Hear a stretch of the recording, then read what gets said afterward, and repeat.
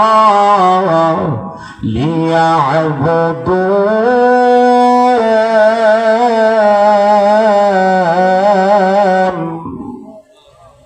আমি আল্লাহ মানুষকে এবং জিন জাতিকে বানাইলাম আমার আল্লাহর গোলামি করার জন্য। ঠিক না ঠিক? তাহলে ইবাদত করতাম আল্লাহ। তো ইবাদতের মধ্যে কয়েকটা ধরন আছে। কিছু ধরন আছে মুখের মাধ্যমে ইবাদত, যার প্রতীক শাহাদাত।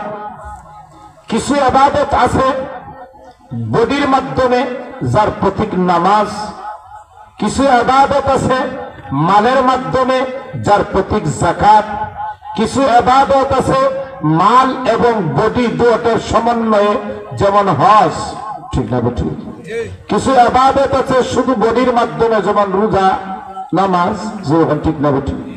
ইবাদতের ধরন আছে না নাই?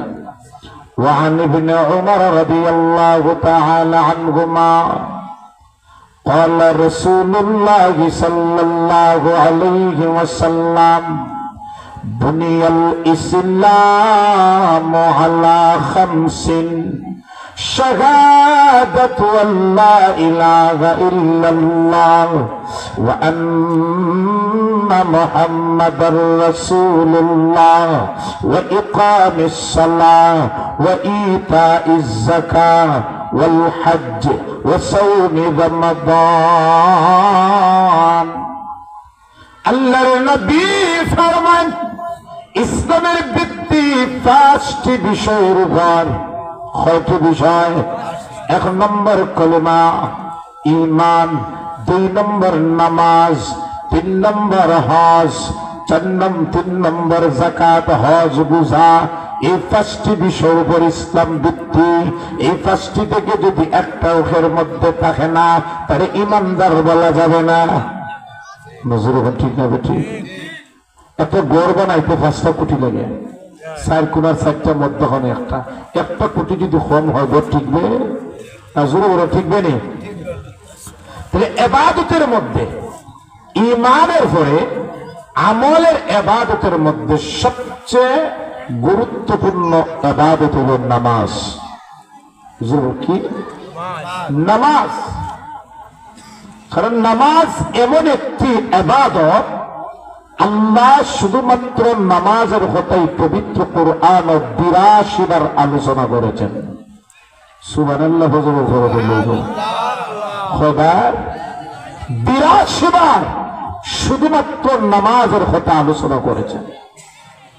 আকিমুস সালাহ ওয়া আতুজ যাকাহ ওয়ারকাউ মা'আর রাকিঈন। এরকম 82 বার বলেছেন। কতবার? বাইরে লক্ষ্য করুন, ইবাদতের মধ্যে নামাজ এত গুরুত্ব, এত মর্যাদা। নামাজকে বলা হয় উম্মুল আমাল, সমস্ত ইবাদতের জননী, সমস্ত ইবাদতের মা বলা হয় নামাজকে।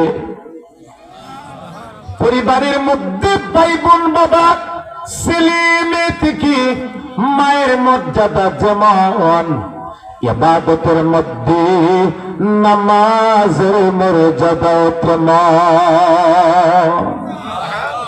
ও কারণে নামাজকে উম্মুল আমাল বলা হয়, সমস্ত ইবাদতের জননী বলা হয় নামাজকে। ঠিক না ঠিক?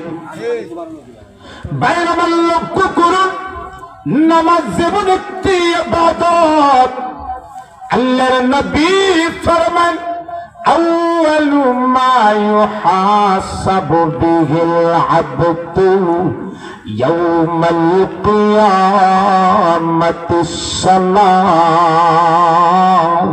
কাল কিয়ামতের দিন সর্বপ্রথম নামাজের হিসাব হবে। যার নামাজ ঠিক তার সব বাকি সব ঠিক, যার নামাজও বেজাল তার সব বেজাল। ঠিক হবে ঠিক?